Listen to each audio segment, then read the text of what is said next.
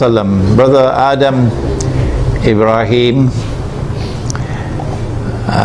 Secretary General of the Research and Information Institute on Islam, here in Tamantun, Dr. Ismail in Malaysia, in Kuala Lumpur. Brothers and sisters in Islam, Assalamu alaikum wa rahmatullahi wa barakatuh. We meet at a very dangerous moment in our history and in the history of the world to address you on the subject of implications of a Zionist Israeli attack on Iran, which now appears to be not only fairly certain, but also just around the corner. In the process of offering an explanation of the implications of such an attack, I would have to take recourse to Islamic eschatology to locate the implications of that attack in the larger framework of Islam's conception of Akhirul Zaman, because I am convinced that it is located precisely in that subject. In the process also of offering my analysis, I will have to offer opinions of mine. If a politician and a prime minister and a government official and a businessman and a carpenter and a taxi driver can offer opinions, why can't a scholar of Islam do the same thing? What's wrong with that? Provided, of course, that we recognize that only Allah does not make mistakes, number one. And number two, in my instance, I always insist that when I offer my opinion or my view on any subject, I insist that my audience should never accept my view unless and until you are convinced that it is correct. If you can offer me anything better than that, please tell me. I think I've reached the limit. So I should be allowed to offer my opinion and my views. I'm not a prophet. I don't have an angel or a jinn whispering into my ears. I'm offering you opinions based on analysis. And I have the right to do so. And those who warn people don't listen to Imran Hosein should be ashamed of themselves. Having said that, we say that Israel wants to attack Iran because Israel ultimately wants to rule the world. Because the Zionists want to rule the world. Because the Judeo-Christian Zionist European Alliance wants to deliver to the state of Israel the status of ruling state in the world. That's why we believe all these wars are taking place. But why does Israel want to rule the world? They said some 50, 60 years ago, and even then they were telling monstrous lies. So 9/11 was not the first lie.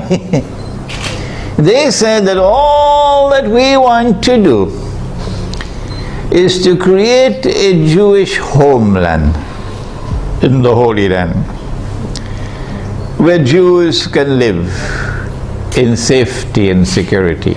That's all we want to do. And we say that was a monstrous lie.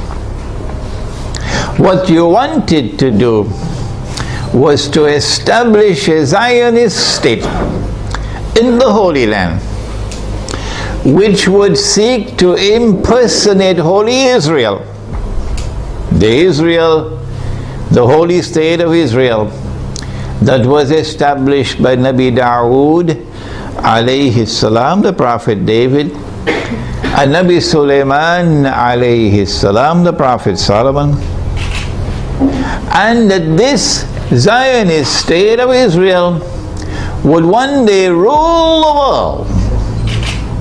That's what you wanted to do. And you want Israel to rule the world so that one day, not too long from now incidentally, a man would stand up in Israel. Nabi Muhammad alayhi salatu wasalam described that man to us 1400 years ago or more. So if you're listening in Washington tonight, let's tell you what the Prophet said. And if you're listening in London and in Jerusalem tonight, let's tell you what Prophet Muhammad alayhi salatu wasalam said. He said that that man would be a Jew. He would be a young man. And so the end of history will witness young people taking over the world. He would be a powerfully built man. He would have curly hair. And he would declare,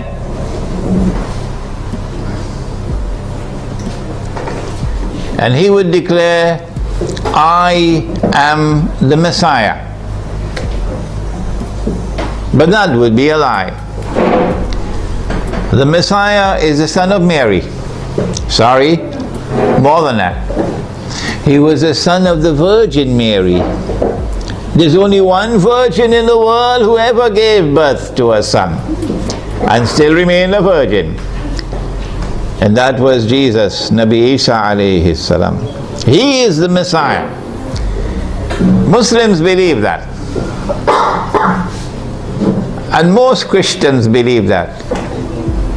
I don't know whether the Zionist Christians also believe that. Somebody should ask them. He is the Messiah. And one day he's coming back, said Nabi Muhammad alayhi salatu wasalam. Whether Washington believes that or not is irrelevant. One day he's going to come back, said Nabi Muhammad alayhi salatu wasalam. And when he comes back, he's going to rule the world from Jerusalem. That is in the hadith, because he would be Hakimul Adil, a ruler who will rule on the basis of justice. Those who today rule the world do so with injustice. That's why they want this Israel to rule the world. Because that man who says, I am the Messiah, would not be the son of the Virgin Mary. No, said Nabi Muhammad alayhi salatu wasalam, he would be al-Masihud Dajjal, the false Messiah, the Antichrist. Every Muslim knows about him. Most Christians know about him. I don't know about the Zionist Christians. And so lots of people know this subject. And that moment when that man is going to rule the world from Jerusalem appears to me to be around the corner. Maybe 20 years, maybe 30 years. And so this is why they want to attack Iran. We want to begin our analysis tonight by pointing out that there is a moral foundation to the law of war and peace. And that moral foundation is that you do not launch wars unless there is a just cause for it. Iran has not done anything. Iran has not attacked Israel. Iran has not launched any missiles on Israel. Iran is not waging war on Israel. And so in accordance with your Israeli law of war, which has an immoral foundation, no morality attached to it, you have the right to wage war against the people unjustly.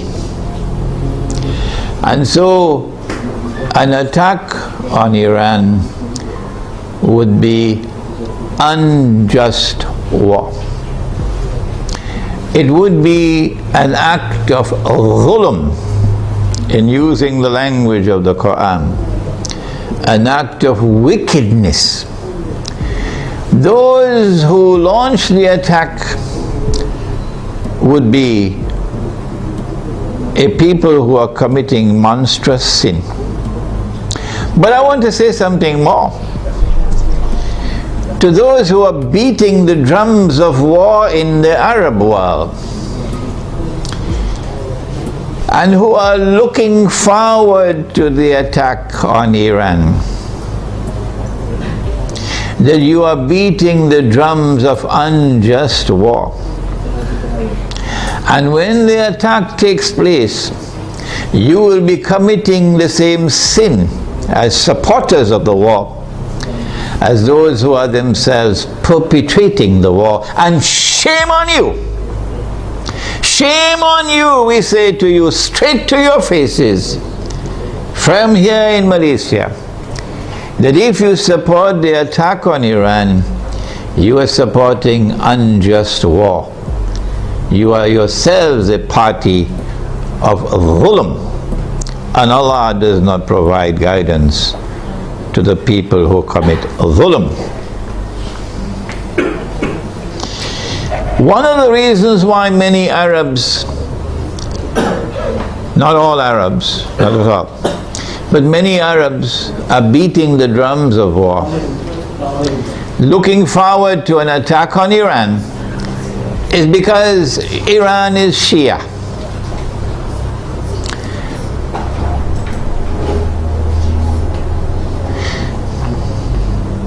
They hold the view that Shia are kuffar, and hence it is permissible to launch war on the kuffar, the disbelievers.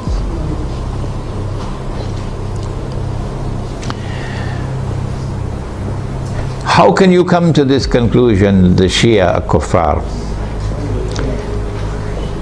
If the Shia are kuffar, then there must be some ijma' or consensus of opinion on that subject. That consensus has never been achieved in 1400 years. Why? How can we say so? Here is proof. This is not the only proof, but this is adequate. That no regime in control of the Hijaz, in control of the Hajj, in our history that we know of, has ever prevented the Shia from performing the Hajj. As a consequence, we say it is too late in the day now for you to come with any manufactured arguments declaring the Shia to be kuffar. Yes, we agree that it is an act of profound misguidance to declare that Abu Bakr Siddiq radiallahu ta'ala anhu was a usurper, and that Umar Farooq radiallahu ta'ala anhu was a usurper, and that Uthman Ghani radiallahu ta'ala anhu was a usurper. Three of the foremost companions of the Prophet alayhi salatu wasalam. It's a massive vote of no confidence in the Prophet himself alayhi salatu wasalam.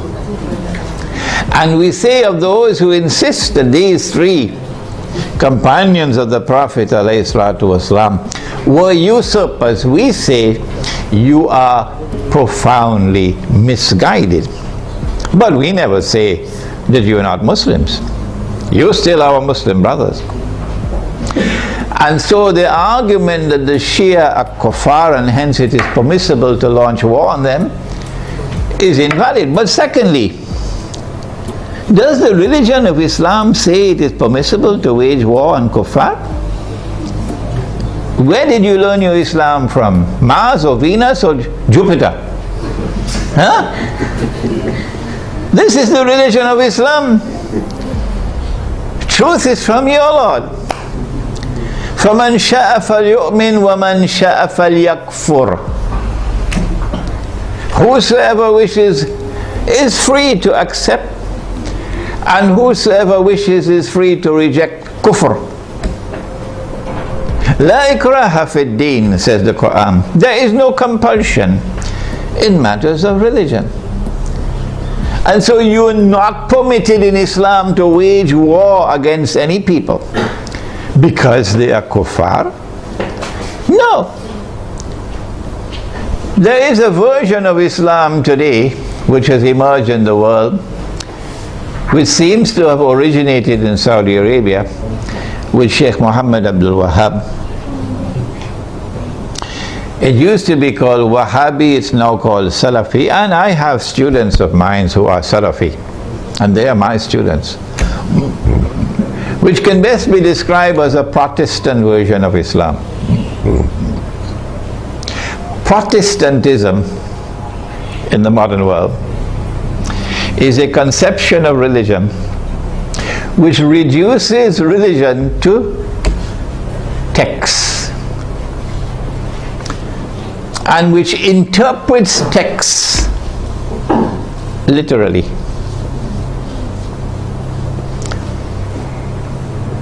As a consequence, Protestant Islam is incapable of distinguishing between appearance and reality, particularly when they differ with each other. But let's leave that fairly technical subject for a while. It is Protestant Islam today which is beating the drums against the Shia. Muslims who are Sunni and Muslims who are Shia have lived together for 1400 years, peacefully, amicably, without any boxing gloves, fighting with each other, without any bloodletting. And it is strange that at a time when the Zionists are about to move to their final stage of the mission, there should come this strange drum beating from that version of Islam with great hostility to the Shia and paving the way for promoting war against the Shia. They call it a jihad against the Shia. They would like to force the Shia to abandon their Shia beliefs and to become Sunni. Do you do it by warfare? Actually, although they themselves may not understand it, the drum beating against the Shia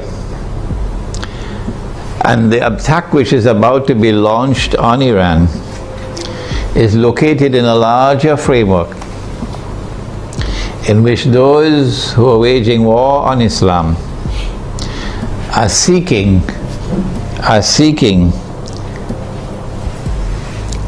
to do something that will function as a catalyst for creating Sunni Shia civil war in the world of Islam. Sunni Shia civil war would be something that would be massively beneficial for Israel. Number one, Sunni Shia civil war will make Islam look negatively, a negative image in the world. At a moment when Islam is center stage in the attention of the whole world.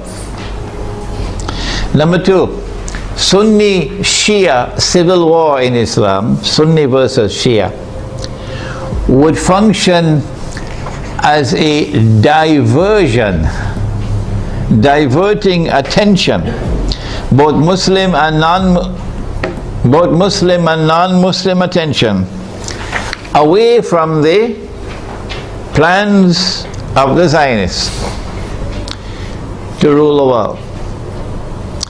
Thirdly, Muslims fighting against themselves will obviously lead to a loss of power. Our power will decrease, and that will be strategically advantageous for Israel. But most important of all, if an attack on Iran provokes Sunnis to be so foolish as to turn in hatred against the Shia, and provokes Shia to be equally foolish to turn in hatred against the Sunni, then that Sunni Shia civil war, and I hope none in our audience here tonight is so stupid, it will allow that Sunni Shia civil war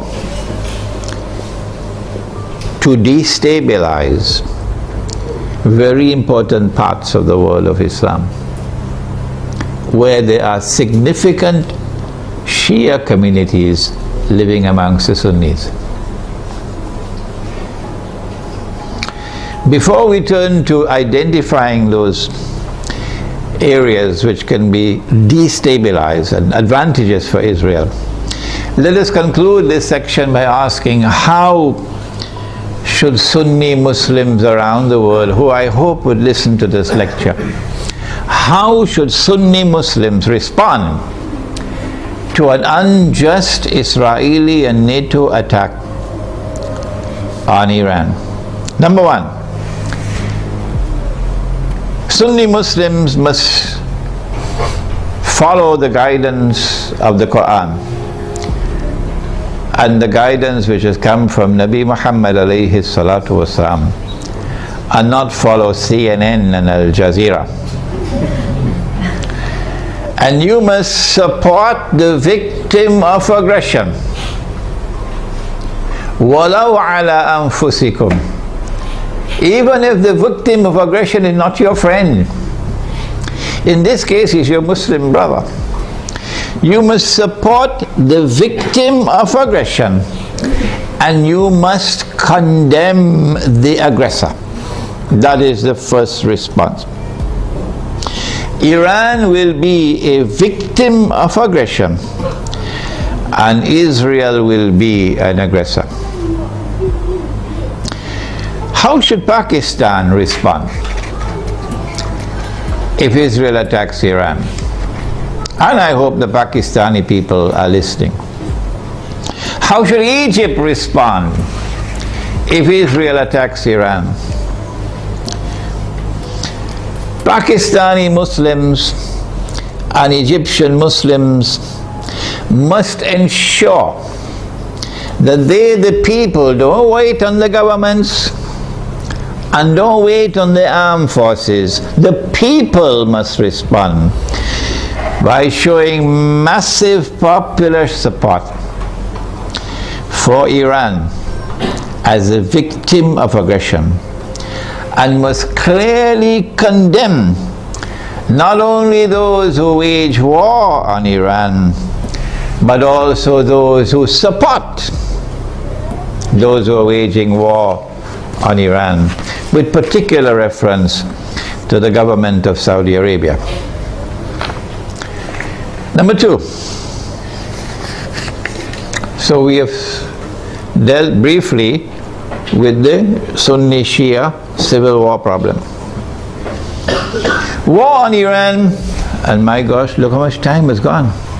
War on Iran obviously is going to impact on the world economy. Number one, on the price of oil.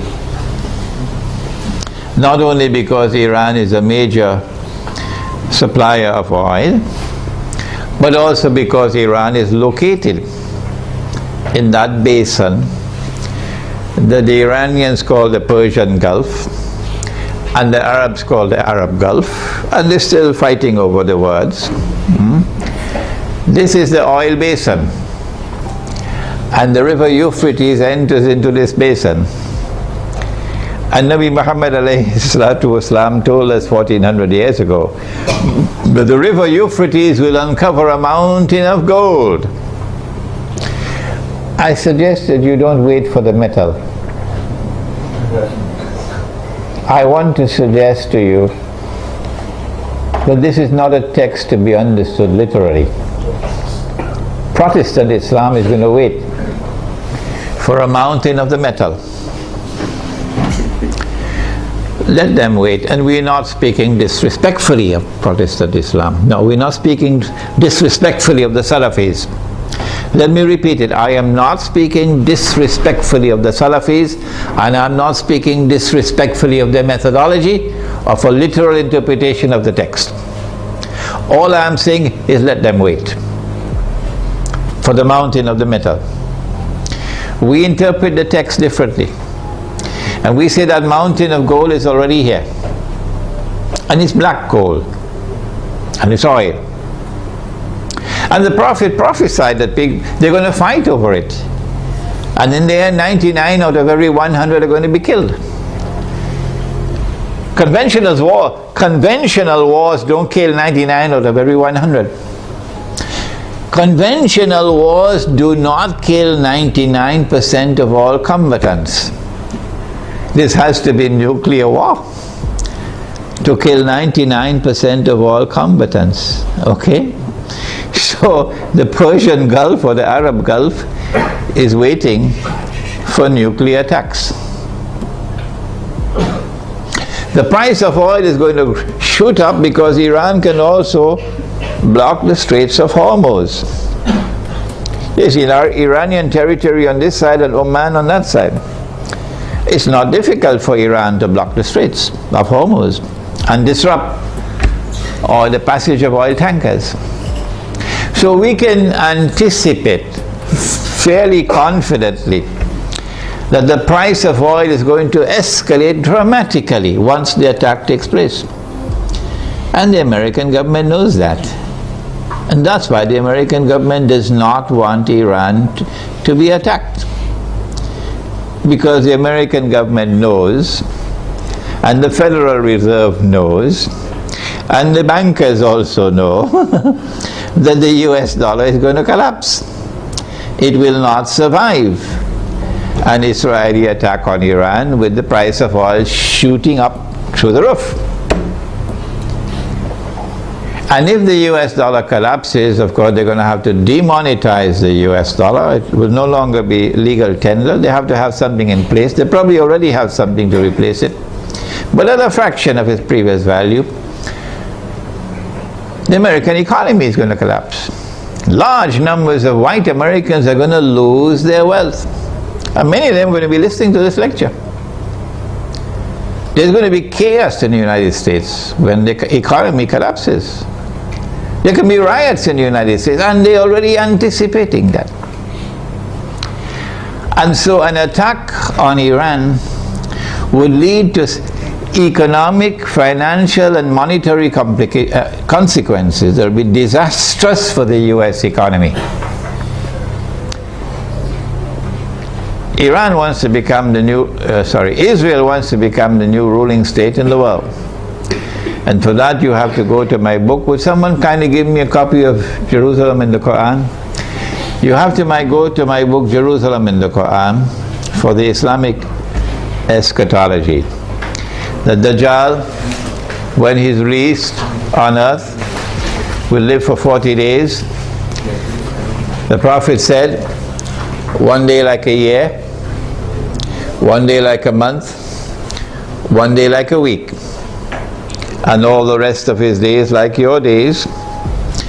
We said a day like a year, and Britain became the ruling state in the world. And the world experienced what they call Pax Britannica. It wasn't Pax at all, it was only war. And then came a day like a month over here, And the United States of America replaced Britain as the next ruling state in the world. And Pax Britannica was replaced with Pax Americana. And the British sterling pound was replaced by the US dollar. And we said, this is our opinion, that a day like a year came to an end and was replaced by a day like a month. This is the first time in our history that this hadith was interpreted this way. And now we are saying that a day like a month is coming to an end and a day like a week is commencing. And so there has to be a passage from the United States to a third ruling state. And 10 years ago when this book was published, we said the third ruling state is Israel. Israel wants to become the third ruling state. For Israel to become the third ruling state, the United States has to collapse. And so this is going to be the collapse of the economy. Not just the US economy, but more than that. With the dramatic rise in the price of oil, you're going to have a significant rise in the cost of living around the world. Transportation costs are going to escalate. Food prices are going to escalate. Energy prices will rise. And this is also going to affect the prices of manufactured goods. The poor of the world will sink as soon as Israel attacks Iran into greater poverty and in some cases destitution. In Yemen now, they can't afford to buy the cooking gas with which to cook. The middle class around the world will sink into poverty.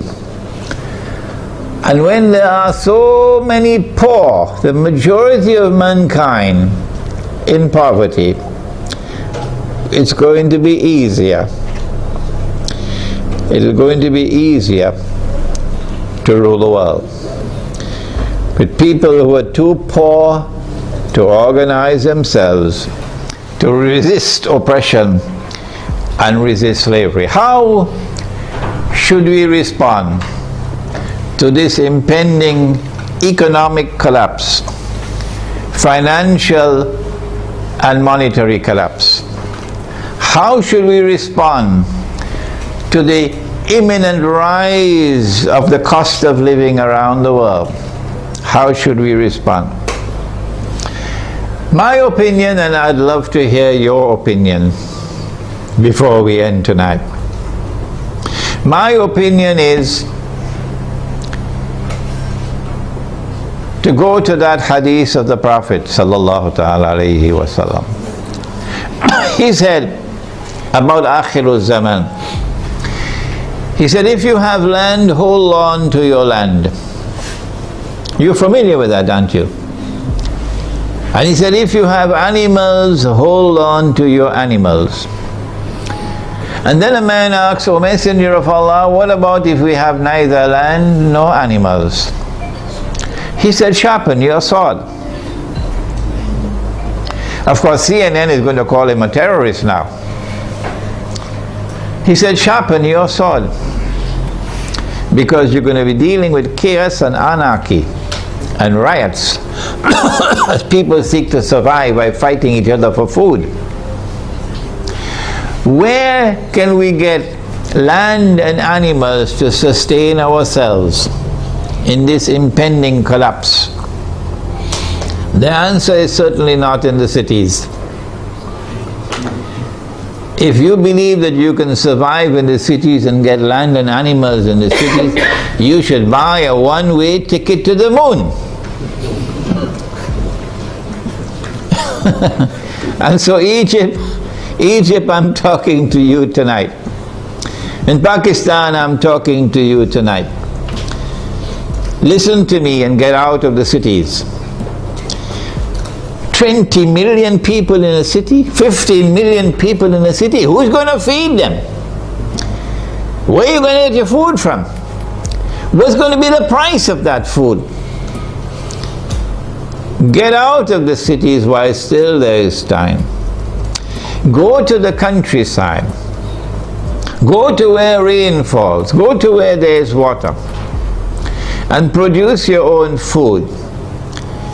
Dairy crops, food crops, dairy farming, milk and meat. So that you can survive the storm that is coming. Ensure there is water supply. Do not depend on oil for energy. Use natural energy. A bicycle is natural energy. Wind, solar energy, water energy. Number 2, live in small communities, because small communities can more easily sustain themselves without having to be dependent on supplies of food from outside the communities.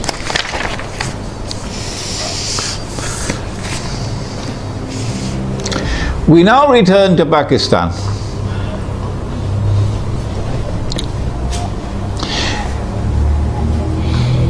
An attack on Iran can be launched simultaneously with an attack on Pakistan.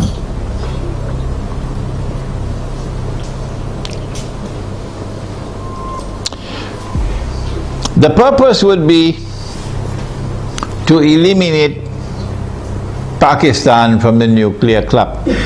But we've been saying this for 10 years now.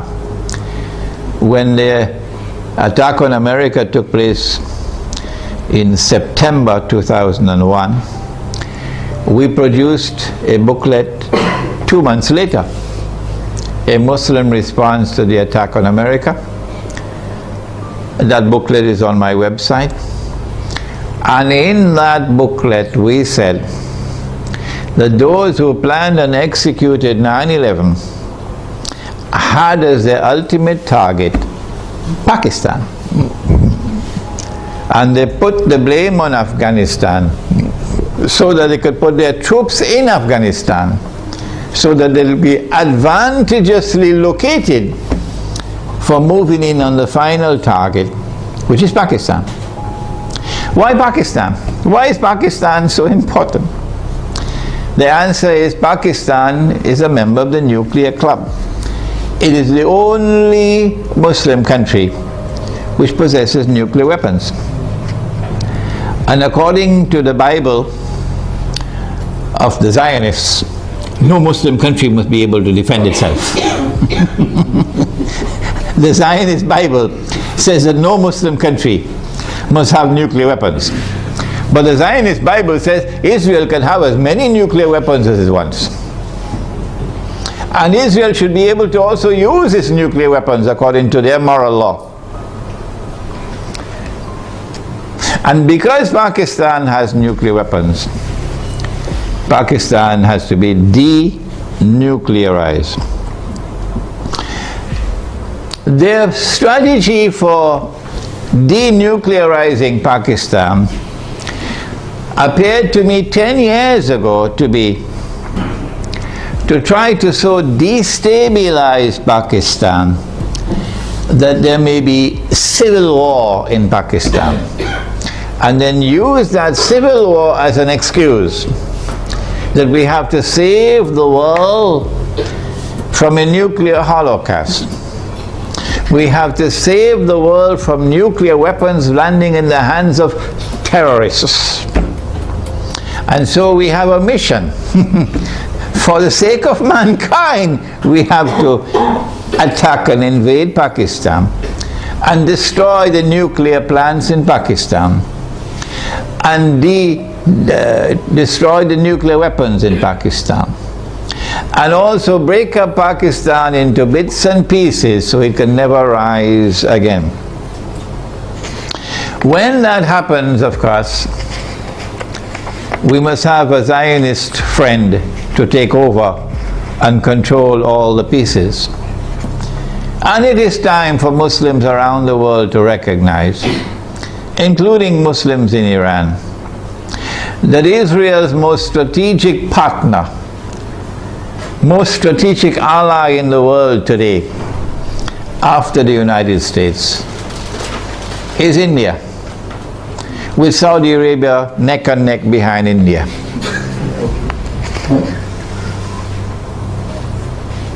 And so, not only must India be involved in the attack,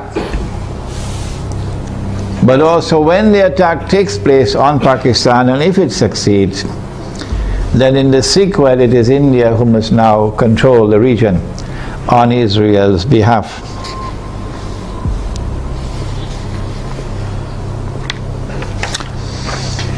An attack on Pakistan, a successful attack on Pakistan, and the denuclearization of Pakistan and the breakup of Pakistan into bits and pieces will impact upon Muslims in the whole of that subcontinent in such a way as to bring about a state of demoralization and despair, and send shock waves to Muslims in the rest of the world. That one of the largest Muslim communities around the world, in India, Pakistan and Bangladesh, have now come under the foot of Hindu India.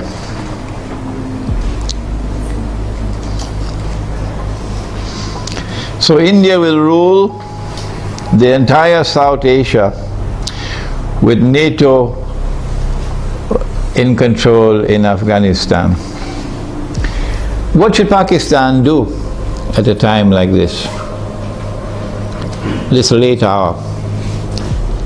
Perhaps it's already too late for Pakistan to do anything, because those who have controlled Pakistan politically and those who have been in control of the Pakistan armed forces have distinguished themselves with their stupidity. And I have to use a harsh language. I'm so sorry to use this harsh language against them. Their awesome and monstrous stupidity these last 10 years since 9/11 in supporting war on terror, which is a euphemism for war on Islam, supporting NATO in the attack on Afghanistan, your innocent Muslim brothers in Afghanistan, and you supporting NATO, killing innocent people. But more than that, handing over the territory of Pakistan to the Zionists. Have you no shame? This is what you did for 10 years. That all the NATO supplies going to Afghanistan went to the territory of Pakistan, and it took you 10 years to stop it. Only when NATO killed 23 Pakistani soldiers, they didn't do by accident. They launched an attack on the Pakistani post while he was sleeping to send a message to you that that's it, the friendship is over, we're coming to attack you now. So only when that happened, now you're going to stop them from transiting the territory of Pakistan with supplies for the NATO troops in Afghanistan?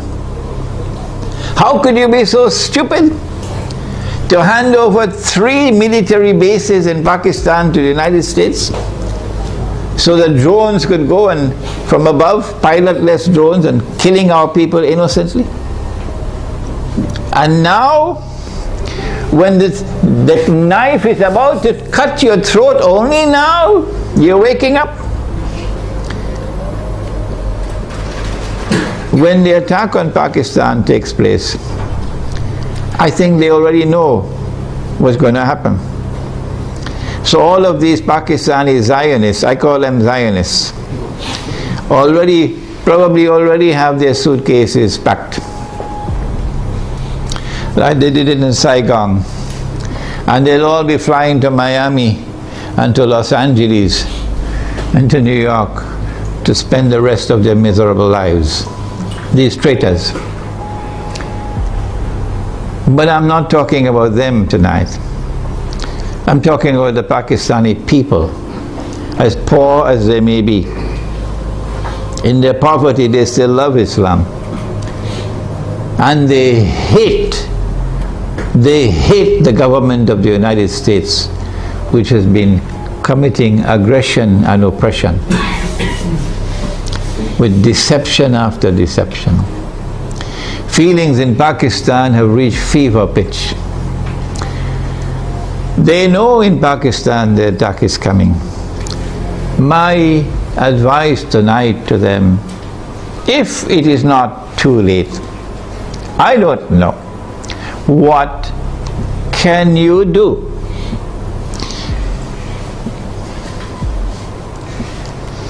My answer is, if you are to win Allah's help, you got to put your house in order. You got to abandon those who are fighting over sectarian issues. Stay away from them. Get away from these people. Deobandi versus Barelvi. This sect against that sect. Treat these people as though they are a people who have to be cast aside. Don't keep their company. And try to bring once again, the fraternity of Islam. That these are all brothers and sisters in Islam, one people. Identify yourself as a Muslim. I am the student of Maulana Dr. Muhammad Fadlur Rahman Ansari, rahimahullah. He established the Alimia Institute of Islamic Studies in Karachi, Pakistan. And that's where I studied under him. And because of what he taught me, and the methodology of study that he gave to me, I'm able to do the work that I'm doing now. So you might want to go to his grave in North Nazimabad in Pakistan, Block B. Go to his grave and offer dua.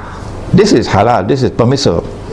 To offer dua that Allah might forgive him his sins, and grant him nur in his grave, and grant him Jannah.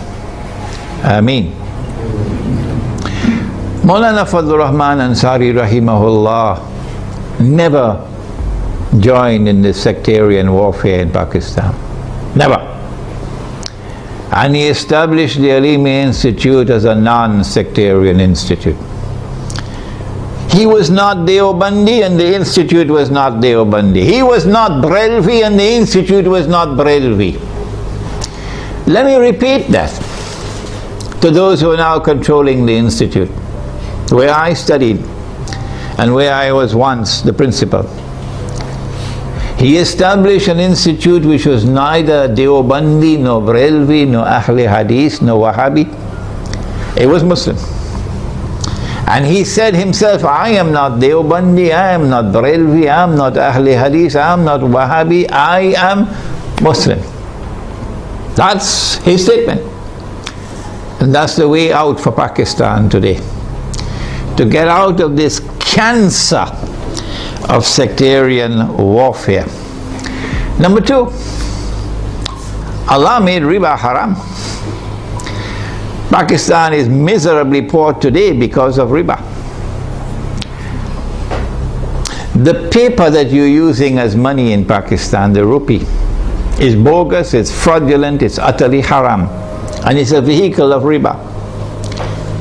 Your ulama in Pakistan have not been able to recognize that all these years.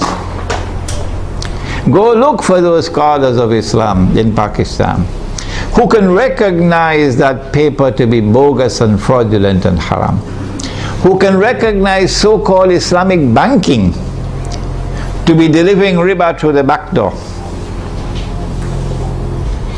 who can recognize that membership in the United Nations organization and submission to the Charter of the UN is a recipe to slavery, who can recognize that membership in the International Monetary Fund, which prohibits the use of gold as money, is a recipe for slavery. Look for such scholars of Islam and follow them. and also for the people of Pakistan, get out of the cities, go to the countryside, and seek to produce your own food to sustain yourselves in a tomorrow that is coming that's going to be horrible. Let us now turn to implications for the United States of America. As soon as Israel attacks Iran, and my opinion is that Israel is not going to attempt to deliver a knockout blow.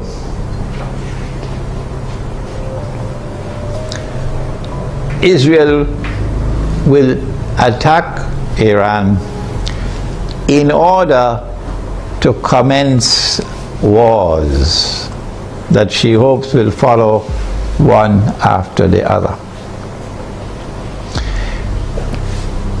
As soon as Israel attacks Iran, the first implication is that Iran is going to attack Iraq. And Iran is strategically poised, advantageously poised,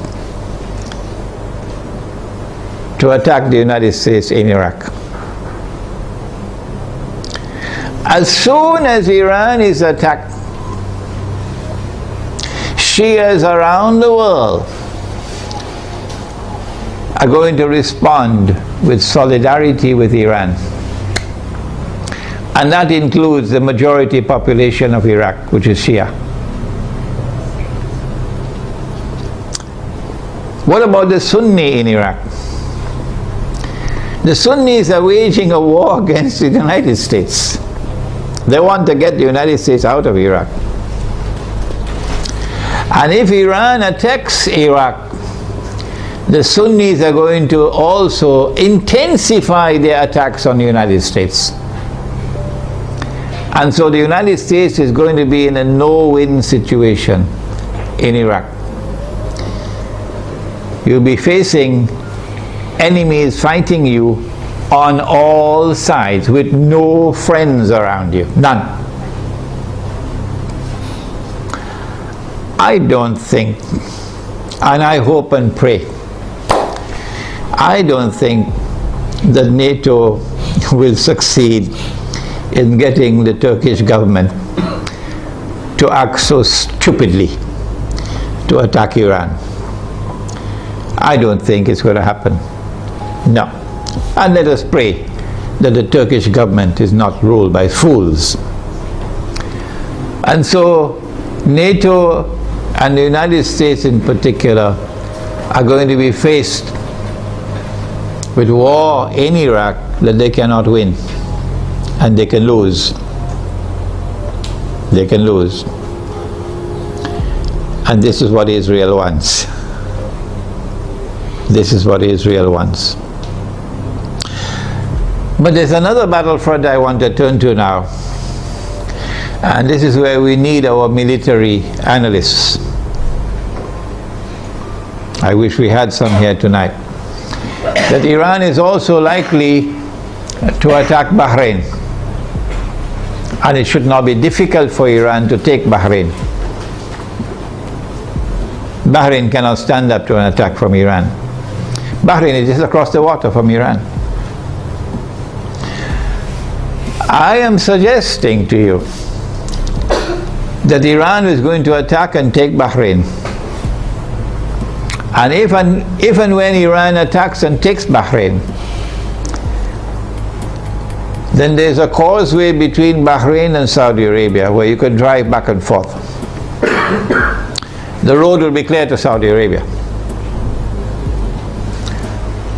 I am anticipating, and the Saudis probably already have their plans laid out very well, because they know what's going to happen. And Israel already knows what's going to happen. That they're then going to turn to the United States to invoke whatever secret agreements they have of defense. That the United States has to intervene in Saudi Arabia to protect Saudi Arabia from an attack from Iran. I think the Zionists in the US Congress will ensure, even though the US armed forces would not want to go in there, even though the Barack administration would not want to go into Saudi Arabia, the Zionists in the US Congress will ensure that American forces will have to enter into Saudi Arabia to face Iran. I'm also suspecting that they might do the same thing with Pakistan,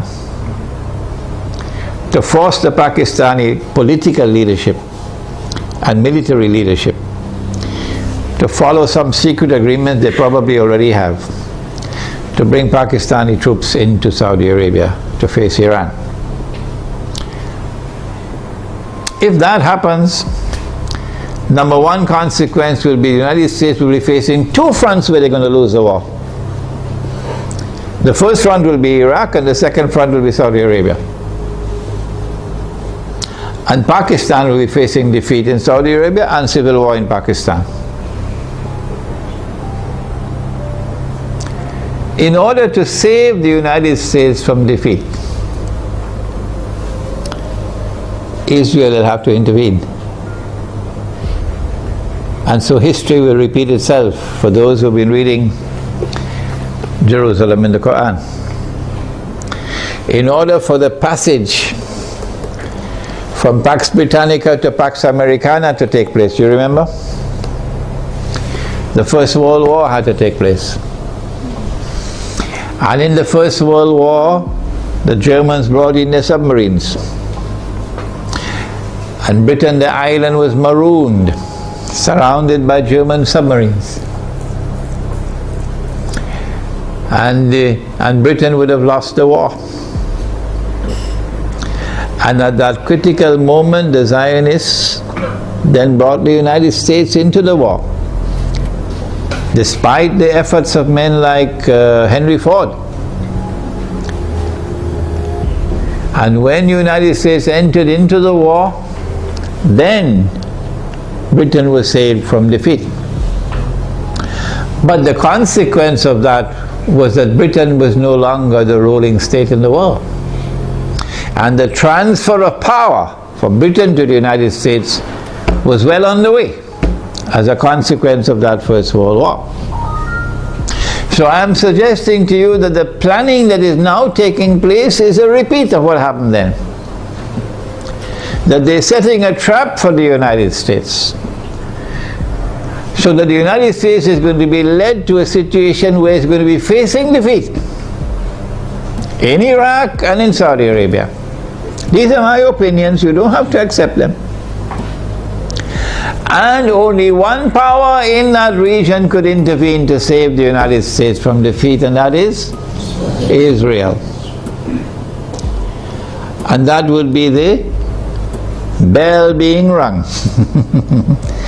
That this is the passage of power now from Pax Americana to Pax Judaica.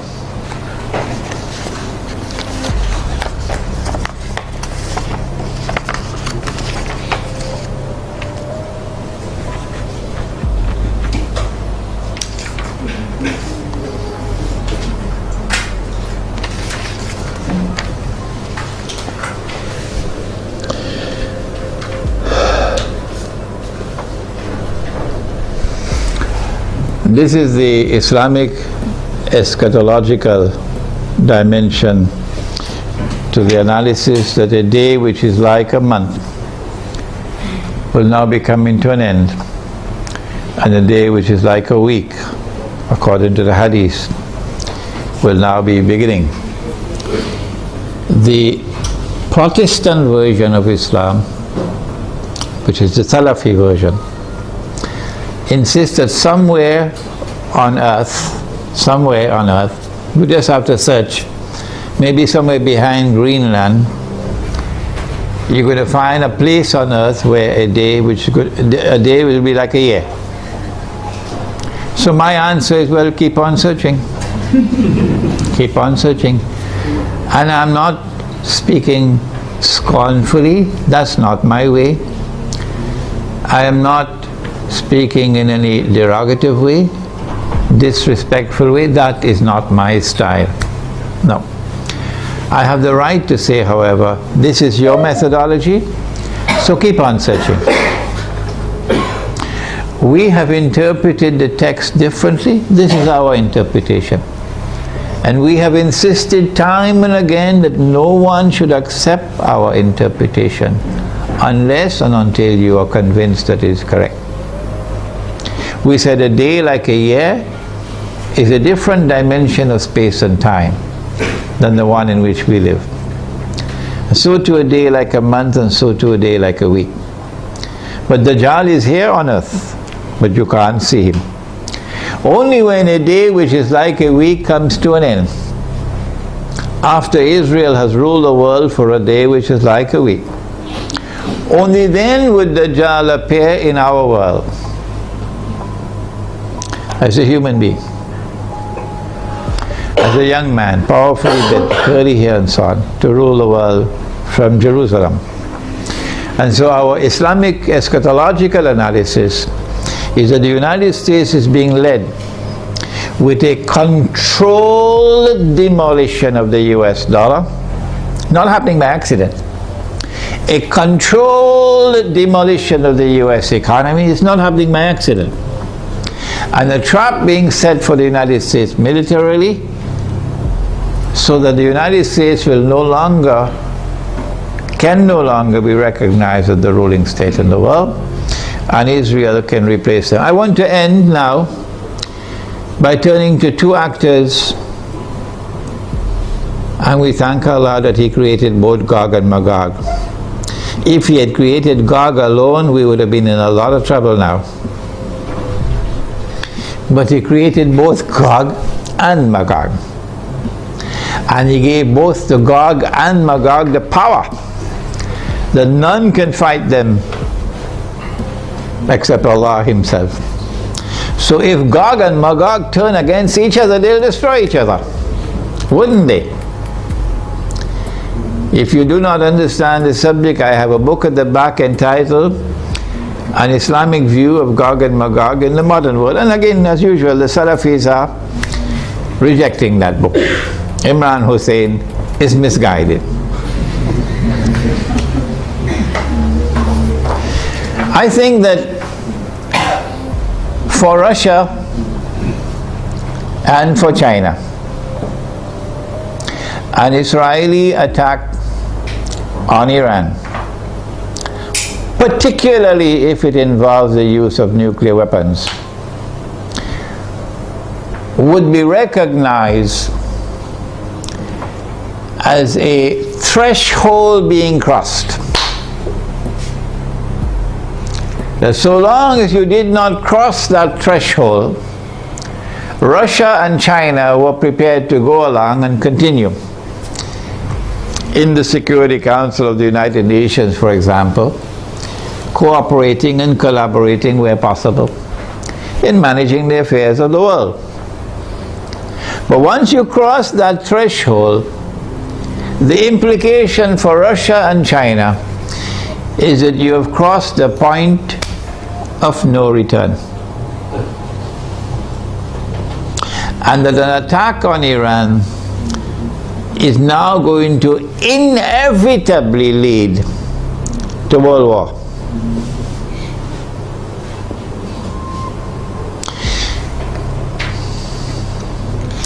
That after Iran and after Pakistan and after the Arabs, the Zionists are going to turn on China and Russia to make sure that China and Russia also bend down their knees and accept Israel, so that Israel can become the ruling state in the world. No Jew is going to accept Dajjal as the Messiah if Israel has not established its dominion over the whole world. No Jew will accept Dajjal as the Messiah when he comes. If Israel at that time has not established its political and economic dominion over the world, and that includes Russia and China. And so Russia and China would know, today it's them, tomorrow it's us. And they're not going to wait until tomorrow to recognize that. The minute Iran is attacked, they will recognize that the threshold has been crossed and that we are now moving inevitably towards nuclear war. Russia and China acted strangely on Libya. Remember? When the vote came to the Security Council, they abstained, knowing full well that if they abstain, the resolution will be carried, and that is the end of Gaddafi and end of the Libyan government. Why did they do that? I have asked the question. I have an answer, but I can be wrong. I felt that perhaps they knew what the plan was, and they wanted to let the Western world, NATO, to sink deeper and deeper into a quagmire, like shifting sands, you can't get up. So eventually they will end up in the graveyard, and only then will Russia and China attack them. How are Russia and China responding to Syria at the moment? How will Russia and China respond to an attack on Iran and on Pakistan? My understanding is that Russia and China are going to be quite different in the way they have behaved so far in international affairs. Quite different once the attack on Iran takes place. And so we will be heading ultimately towards world war. A world war which the Quran has anticipated when Allah spoke about Gog and Magog, and when He said in Surah Al-Kahf, وَتَرَكْنَا بَعْدَهُمْ يَوْمَئِذٍ يَمُوجُ فِي بَعْضٍ, which can mean, one of the possible meanings is that on that day Gog and Magog are going to clash with each other. If Gog and Magog clash with each other in nuclear war, with thousands of nuclear weapons being used, what will be the consequence for the world? Let me end with Surah Al-Isra, the ayah or the verse of Surah Al-Isra, in which Allah says, بعد أعوذ بالله من الشيطان الرجيم وإن من قرية إلا نحن مهلكوها قبل يوم القيامة أو معذبوها عذابا شديدا كان ذلك في الكتاب مسطورا. And not a single town or city will escape. They'll all be destroyed. And those which escape destruction will be punished with terrible punishment. And all of this is inscribed in the book. This brings an end to our preliminary analysis of the implications of an Israeli attack on Iran. We have certainly not exhausted the subject, and it is likely that we'll have to come back to the subject in a second and a third lecture. But I do believe that we have done sufficiently tonight to provoke you now to think on the subject, and I'll be very happy to hear your views and your responses. ربنا تقبل منا إنك أنت السميع العليم وتب علينا يا مولانا إنك أنت التواب الرحيم برحمتك يا أرحم الراحمين آمين.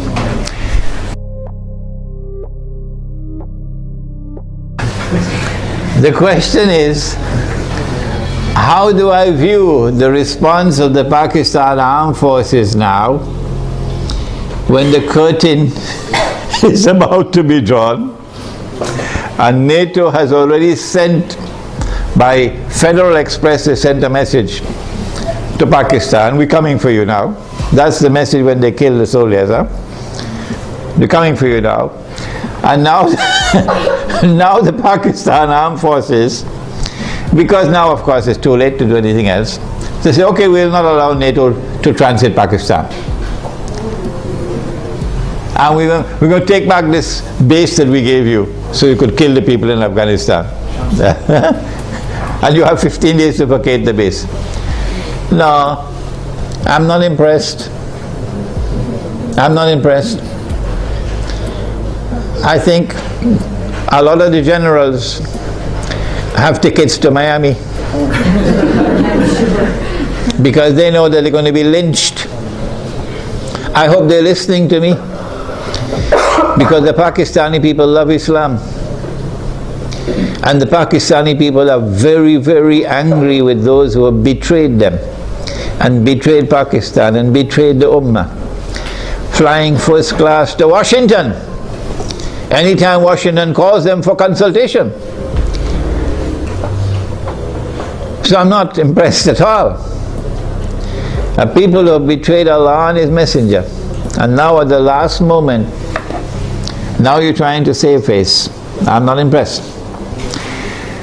But the overwhelming majority of the soldiers in the Pakistan Armed Forces love Islam, and they're going to fight as faithful and courageous Muslims. That I have no doubt about. It is the command which stinks. It is the command, the political and military command, that I call Zionists. And they're on their way out as soon as Pakistan is attacked. They're finished. They're going to fly to Miami and leave Pakistan to the true Pakistanis. So I'm not impressed. The Muslims in India, of course, are going to be in a much worse situation once Pakistan is attacked. The Muslims in Bangladesh are going to be in a worse situation because of the attack on their morale. They will be demoralized. And it is a function of Islamic scholars to deliver guidance and leadership. And the scholars of Islam are fighting each other over popcorn. Fighting with each other over popcorn. And attacking me because I declare myself to be a Muslim. Who? He's only a Muslim? He's neither fish nor fowl? Who is he? He has no Aqidah? That's now the attack on me. Yeah. Well, let them continue with the attacks. Go ahead. Okay.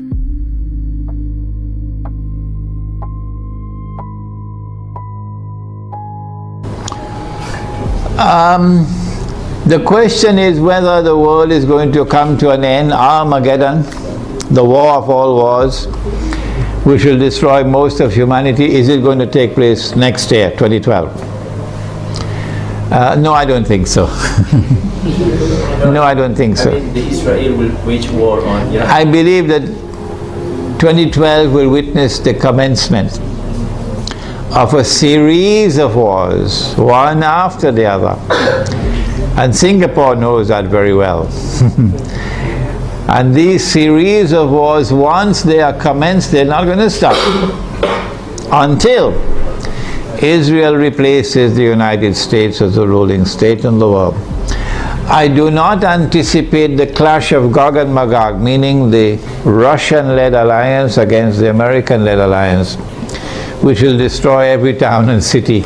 I do not expect that clash to take place immediately. Maybe another 20 years or so, but I could be wrong. Any more questions? I am not certain that when Israel attacks Iran, that they're going to use nuclear weapons. I expect the use of limited nuclear weapons on certain specific sites in order to destroy nuclear plants, underground nuclear plants and so on. But I hardly think that Israel is going to use tactical nuclear weapons in populated areas. The public opinion around the world, the backlash of public opinion will be too great. The hadith he has asked about that Dajjal will be followed by 70,000 Jews from Isfahan wearing their Persian shawls. And he says that there are now about 30,000 Jews in Iran. Part of the strategy adopted by Gog and Magog has been to accept a religion.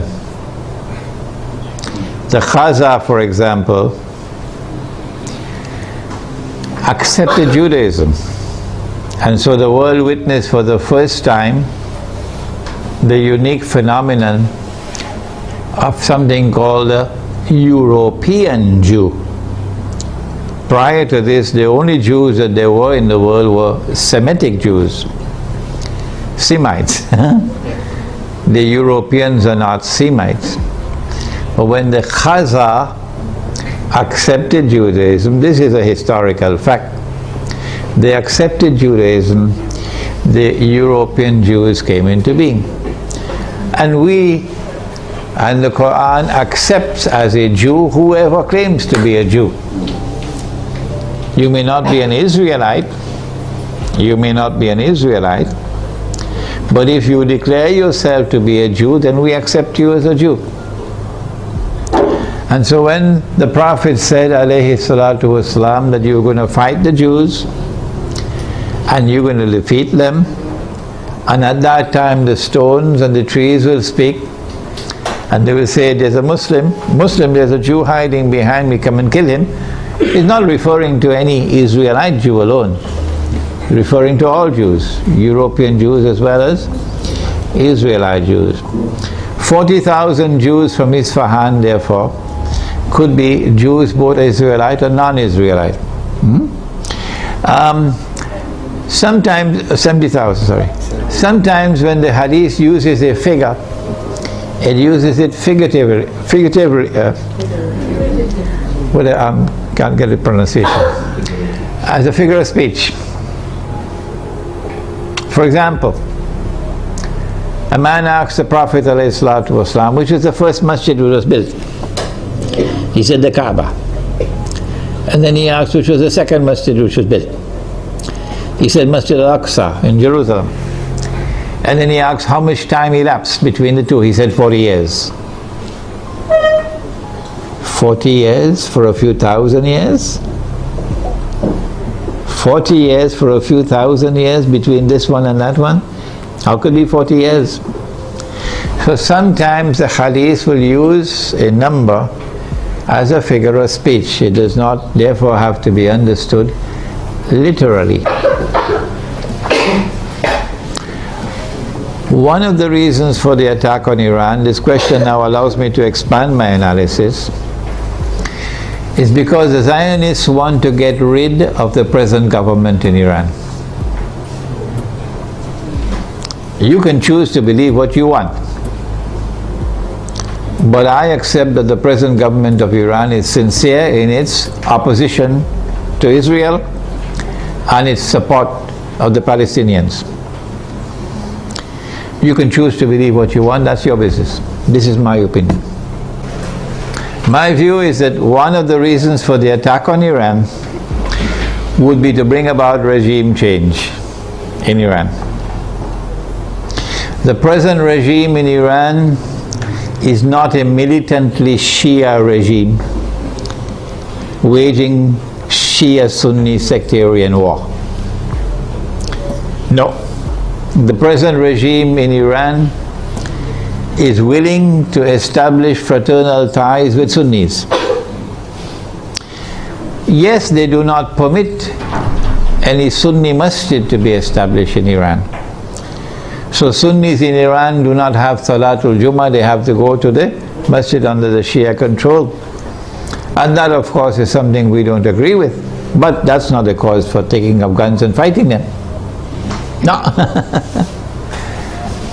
So I understand that the government in Iran at this time is a government which is prepared to try to establish Shia-Sunni solidarity.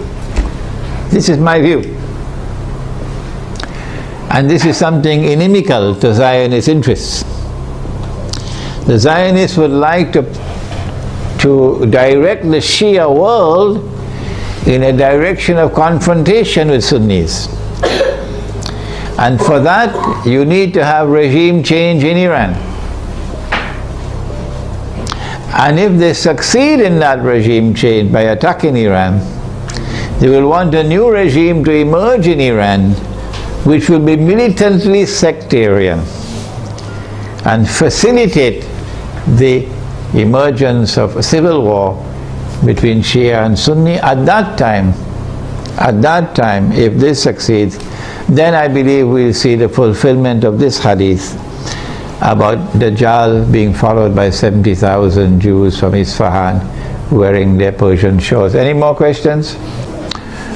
The question pertains to the use of gold and silver as money and the utility of buying gold and silver this time when the gold stocks of the world are controlled by those who are not Muslims, and that by buying gold you are enriching non-Muslims. I have a book at the back entitled The Gold Dinar and Silver Dirham, Islam and the Future of Money. Whether we like it or whether we don't, the world tomorrow, in my opinion, is going to return to gold and silver as money, whether you like it or whether you don't. I came to this conclusion about 2 years ago perhaps, because of my study of Islamic eschatology, that no Jew will accept Dajjal as the Messiah. None. If Israel is using paper money. Because every Jew knows what the ulama don't know in Islam. Every Jew knows what the muftis don't know in Islam. Every Jew knows that this paper is bogus, is fraudulent, is utterly haram. Every Jew knows that. And it's a vehicle through which mankind is ripped off of their wealth. They all know it. It's only our scholars don't know it. In order for Dajjal to convince the Jews that he is indeed the true Messiah, he's going to have to bring back the money which the temple in Jerusalem used to mint. The temple built by Sulaiman alayhi salam minted its own gold and silver coins, because the Roman government minted coins with graven images, and this was not kosher, not halal, to put a human head on the coin. And people had to go to the temple with their Roman coins, and you had to pay the rabbis for services like making zabiha of animals, to sacrifice an animal. Only the rabbi could do it in the temple. How would you pay? Because this money is not halal, with a graven image. So there were money changers in the temple who will change Roman money to temple money. And the money changers were ripping off the people. And when Nabi Isa alayhi salam entered the temple and he saw that, he cursed them, because that's a form of riba. And he overturned their tables, and he chased them out of the temple. And he said, "You've taken the house of God and transformed it into a den of thieves." So every Jew knows that the temple minted its own coins, gold and silver. And so Israel has to return to gold and silver as money. And therefore the Zionist world has to return to gold and silver as money.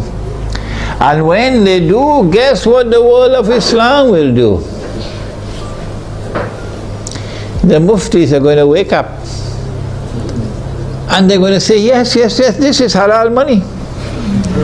Yes, we should have dinar and dirham.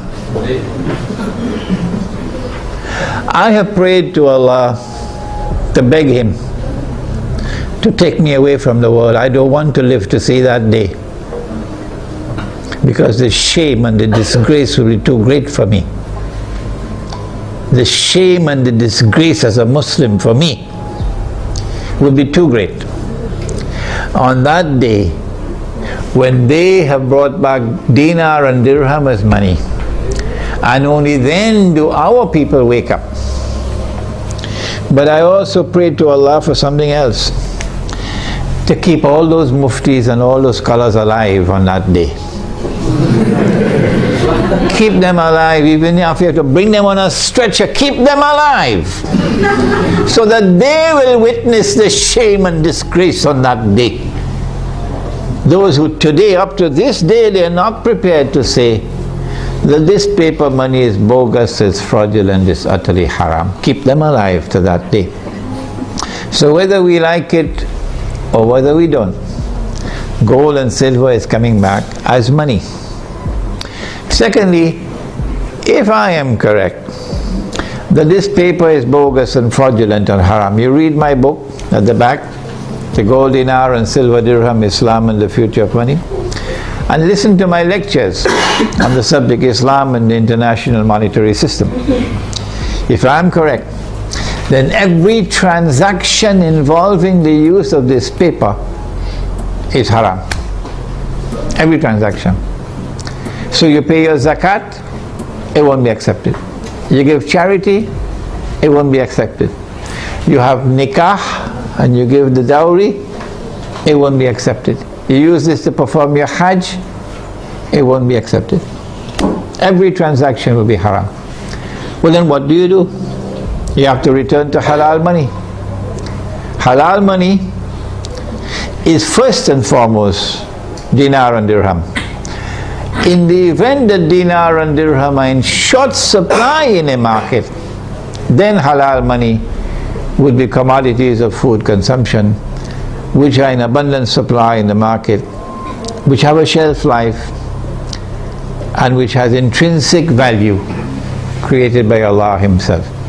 Any more questions? The Prophet said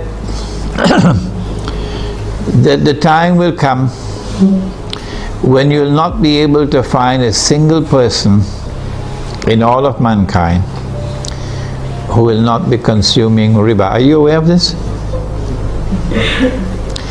The Prophet said, alayhi salatu wasalam, that the time will come when you will not be able to find a single person in all of mankind who will not be consuming riba. And whoever declares that he is not consuming riba, verily the dust of riba would be upon him. Verily the vapor of riba would reach him. So it is not possible for us to escape completely. But in Surah Al-Taghabun of the Quran, Allah says, ittaqullaha mastata'tum. Fear Allah to the extent that you have capacity to do so. What we are doing is advising and also preparing the way to establish communities. I have here in this audience students of mine who are working on it even as I speak, right here in Malaysia, to build communities in the countryside, Muslim villages, which will use dinar and dirham as money for buying and selling. And in those communities you will not use the paper money. At least this is an effort to respond. If you have a better way, tell us, show it to us. We are not convinced that you can do this in downtown KLCC. We are on the contrary convinced that you can do it in the countryside. And once you make that effort, then Allah can help you. Okay? So, even when you build such a community in the countryside, and 90% of all your transactions are halal, you will still have to market your produce. People who are coming from outside to buy, or you buying things from outside, there will still be interaction with the outside world. And that interaction will be involving electronic money. Tomorrow paper will be gone. Okay? So let us agree on this position, that we are obliged to make the best effort. Any more questions? The question is about the euro and the fact that the euro is in trouble. Before the euro was created, put together, you had individual currencies in Europe. Okay? And you still have them, but they're now linked together. If the euro collapses, then you return to what you had before. The German mark by itself, the Italian lira by itself, the sterling pound by itself, the French franc existing by themselves, separate from each other. You just go back to where you were before. But in the same way that the world is witnessing a controlled demolition of the US dollar, so too it's not far-fetched for us to recognize that the same thing is happening to the euro. That this is international banking at work, okay, reorganizing the world in such a way that electronic money will replace paper money and the banking system will take control of the money system in the world. Governments will no longer have control over money. Banking system will have control over money. The euro cannot stand in the way, and therefore there is this demolition. The US dollar cannot stand in the way, and therefore there is this demolition. One thing concerning gold that I forgot to mention. Do you know there's a hadith about Akhiru Zaman, or the last age? It is there in my book entitled One Jamaat, One Amir, which is out of print at the moment. But that book is on my website, you could read it. The hadith is there that in the last age, in Akhiru Zaman, the earth will vomit from its liver columns of gold and silver. So they may have control over the gold stocks of the world today, but Allah can cause more gold to emerge. Any more questions? No more questions? As soon as we have the last question, then we can have some Tariq, okay? Yeah, go ahead. What advice do I have for teenagers?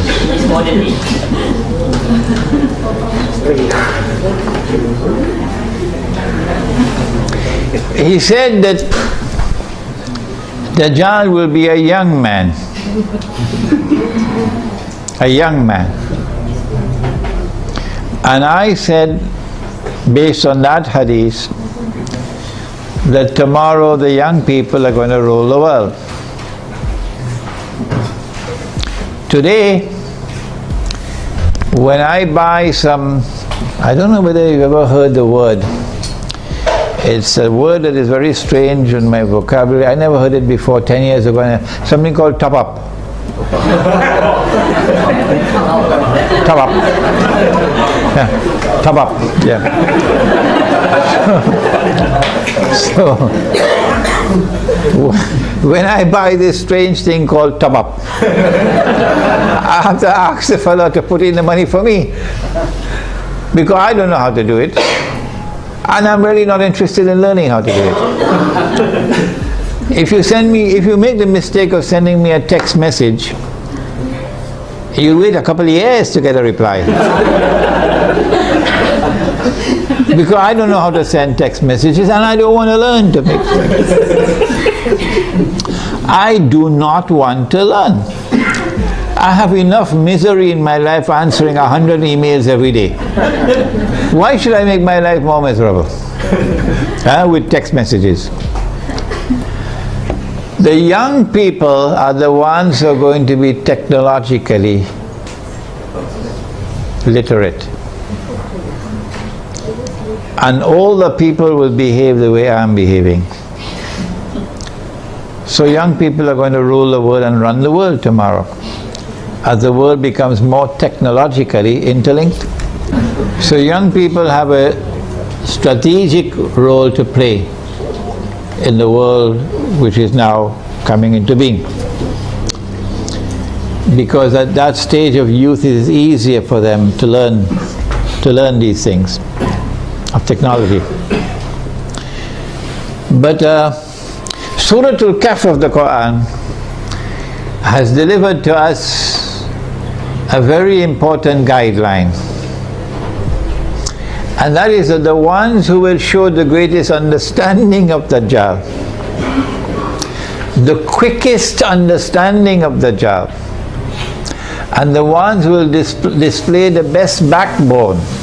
You know, they had backbones made out of iron and steel, and you know there are also backbones made out of recycled paper. You know that? So the ones who are going to demonstrate the greatest backbone for resisting the oppressor are the young ones. This is in Surah Al-Kahf of the Quran, the story of the young men in the cave. And this has been my experience, that the ones who show the greatest resistance to my message that I deliver are the elders, and the ones who are flocking to me and longing to learn from me and insisting they're going to come to Malaysia, they're going to come to KL, whether I like it or not, they're coming to study with me, are the young ones. Some of them 15 years of age, 16, 17 years of age. They're going to be listening to this lecture. And they show sharpness of understanding, and their parents are opposing them. And so, I believe being young, and if your heart is not corrupted with pornography, which is around the corner, being young, and if you do not corrupt yourselves in sexual promiscuity and destroy your inner light, being young and your heart being guided in the right path, then tomorrow for you there is a glorious day ahead, because you're the ones who are going to take the flag. You're the ones who are going to carry the flag of Islam tomorrow. And that's what the story of young men in the cave. Do please read my book, Surah Al-Kahf and the Modern Age. Last question. I can't remember when last I used the word Taliban. No. I refer to the authentic Islamic resistance. The authentic Islamic resistance, resisting oppression in Afghanistan, resisting oppression and occupation in Iraq. What do I think of them? They are the ones who tomorrow are going to lead the army. They are the ones who are going to open the way for the army which is going to march straight to Jerusalem. This is the only armed resistance in the world of Islam with a guarantee of success by the hadith. Guarantee of success. And we must support that armed resistance in Afghanistan and in Iraq in whatever way we can, with our tongue, with our pockets, in whatever way we can.